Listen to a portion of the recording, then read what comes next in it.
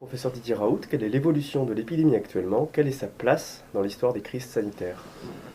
Alors, l'évolution de l'épidémie, comme vous la verrez, pour nous, l'épidémie est en train de disparaître progressivement. Et donc, on avait au maximum, au pic, on a eu jusqu'à 368 cas nouveaux par jour. Et là, actuellement, on est plutôt dans la zone de 60-80 par jour. Donc, il y a une diminution très significative du nombre de cas détectés, et encore plus significatif chez les gens qui viennent se faire détecter alors qu'ils sont asymptomatiques. Donc il est possible, c'est une des possibilités que j'avais évoquées parmi d'autres, que l'épidémie disparaisse au printemps et que d'ici quelques semaines, il n'y ait plus de cas pour des raisons qui sont extrêmement étranges, mais qui sont des choses qu'on a l'habitude de voir pour la plupart des maladies virales respiratoires. Donc c'est assez banal.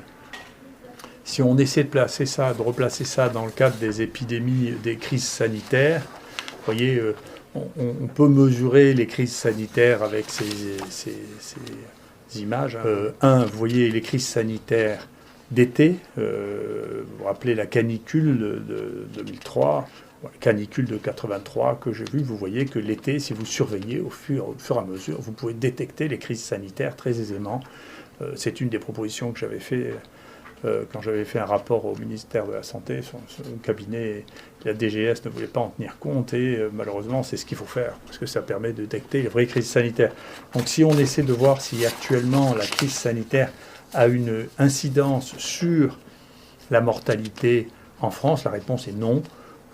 Les crises sanitaires qui ont, pendant l'hiver, joué une différence significative sont en 97, 2000, 2009 et 2017, mais on est très loin actuellement, si on cumule, vous voyez, les mois de décembre à mars, de la crise sanitaire de 2017, où il y avait eu énormément de grippe H3N2. Il se trouve que cette année, il y a eu beaucoup moins de grippe et beaucoup moins de VRS, ce qui fait que l'augmentation de la mortalité liée à ce nouveau virus n'est pas visible significativement dans l'ensemble de la population.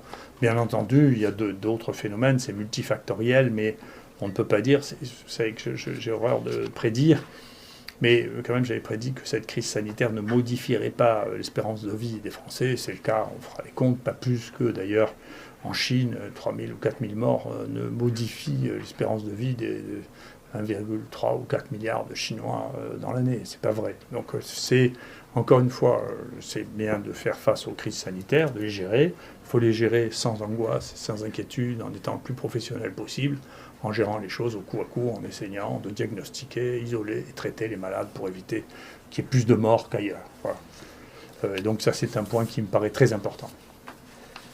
Sur le plan du traitement, où en êtes-vous? Sur le plan du traitement, nous, on est très contents. On est maintenant, ce qui est souvent le cas, quand on s'attaque à un problème, on a très généralement, rapidement, la plus grande série mondiale. Donc c'est le cas de pratiquement toutes les maladies sur lesquelles on s'est attaqué. Il y en a une dizaine comme ça, dans lesquelles on a la plus grande série de malades mondiales. Voilà.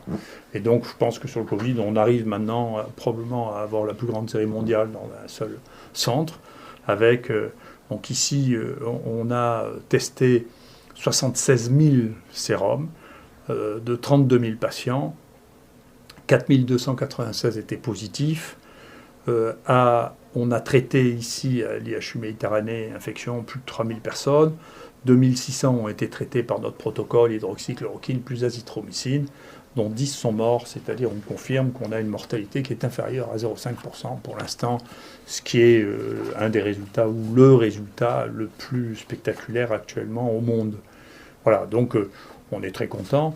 Les thérapeutiques, d'ailleurs cette thérapeutique, qu'elle soit ou qu'elle soit pas, elle est tellement spectaculaire, en réalité, les gens ont tellement de facilité à voir que ça fonctionne, qu'elle se répand, et il y a des analyses qui sont faites en particulier par un institut de sondage des médecins qui s'appelle CERMO, qui montre que dans le monde entier, chez les médecins qui ont en charge ça, le premier traitement de tous actuellement, c'est l'azithromycine dans 50% des cas, et l'hydroxychloroquine ou la chloroquine dans 44% des cas. C'est massif. Ça veut dire que les praticiens adoptent ça parce que tout simplement ça marche. Et d'une manière très intéressante, et qui donnera probablement à réfléchir aux gens sur la méthode, est sorti un papier sur Remdesivir qui est dans le New England, qui est un défi à toute méthodologie, puisque pour la première fois, on ose publier une étude où il n'y a pas de comparatif. C'est-à-dire on ne compare ce traitement à rien, pas même historiquement. Donc c'est extraordinaire.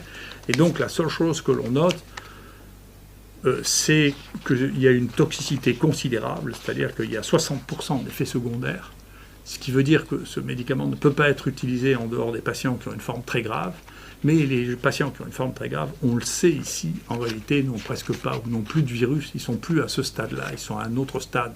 Ce qui veut dire que si ce médicament ne peut pas être donné à d'autres patients que les patients qui ont une forme très grave, et que dans les formes très graves, il ne sert à rien, le débat va petit à petit se réduire, puisque l'autre médicament qui était proposé aussi dans le bras Discovery, le Sevidovir, a montré qu'il était totalement inefficace dans la même indication, ce qui veut dire quand même le paysage va s'éclairer sur les molécules qu'on peut vraiment utiliser et quand est-ce qu'on peut les utiliser. Donc quand les formes sont à ce stade de réanimation, en réalité, les antiviraux auront une activité relativement modeste parce qu'il y a très peu de virus. C'est notre expérience. On a même eu des patients qui étaient morts et qui n'avaient plus aucun virus.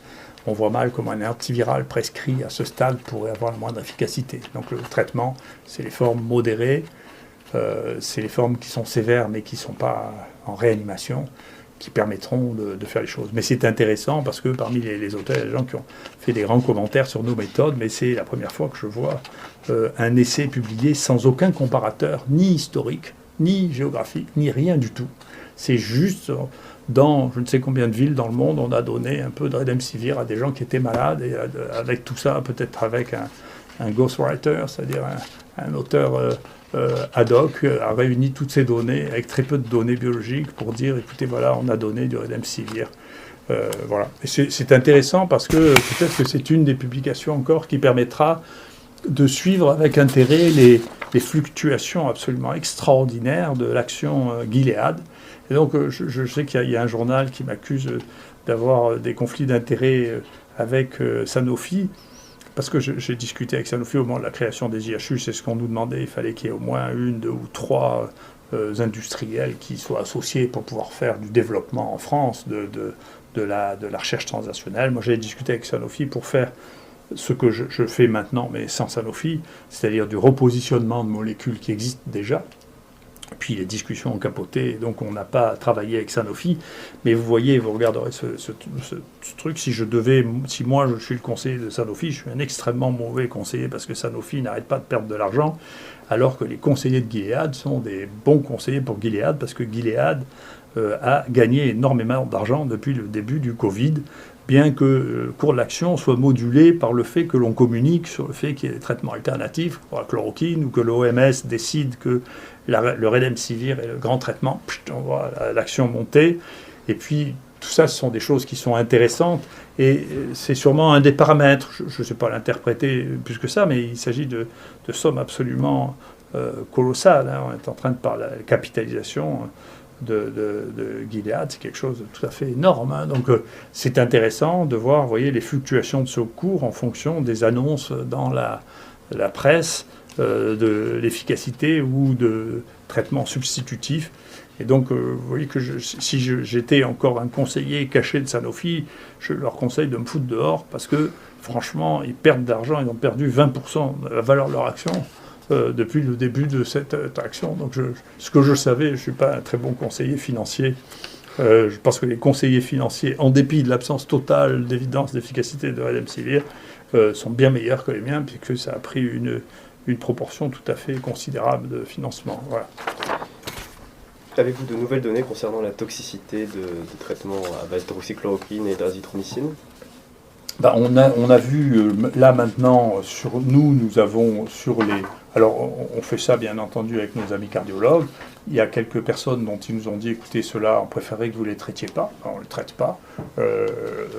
Ça ne représente pas grand monde, mais ce n'est pas la peine de prendre des risques qui sont inutiles. Et deuxièmement, sur les 2600 que nous avons inclus, nous n'avons eu aucun problème, ça commence à faire beaucoup quand même, 2600. Donc je pense que, vous savez, tous ces débats au début, quand on commence, moi je continue à penser que le premier travail qu'on faisait méthodologiquement, rien à voir avec celui de New England, il y avait un groupe extérieur géographique qui était Nice, il y avait la comparaison, il y avait un point de comparaison qui était le portage viral, alors que dans le papier de New England, il n'y a aucun point de comparaison. Bon, on ne regarde pas la guérison, on ne regarde pas ni clinique ni viral. Et puis il y avait une comparaison interne entre hydroxychloroquine et hydroxychloroquine plus azithromycine. Moi, ce qui me frappe dans la situation actuelle, c'est que la mortalité actuelle dans les pays les plus riches est beaucoup plus importante que soit dans l'Est du monde, la Chine, la Corée, les pays de l'Est qui sont riches aussi, mais qui ont une mortalité plus basse, soit dans les pays les plus pauvres. Et donc on finit par se demander si avoir une industrie avec des médicaments extrêmement nouveaux est devenu un avantage ou un inconvénient dans ces conditions. C'est-à-dire que les gens en Afrique, ils n'ont pas beaucoup de choix, donc pour eux, ça ne leur pose pas beaucoup de problème de prendre du Plaquenil et de l'azithromycine, ça ne coûte rien. Tandis qu'en France, il y a une lutte extrêmement brutale contre l'utilisation de médicaments simples et non coûteux, dont je ne sais pas si cela a des conséquences sur la mortalité en France, mais c'est une bonne question. Et en tout cas, nous, quand on voit la différence de mortalité à Marseille comparée à des autres sites en France avec une population et un état de l'épidémie comparable, on peut franchement se poser la question de savoir si c'est mieux de prendre des vieux médicaments qui marchent ou des nouveaux médicaments dont on n'est pas sûr qu'ils marchent et dont on sait qu'ils ont des complications et des effets secondaires très importants. Merci.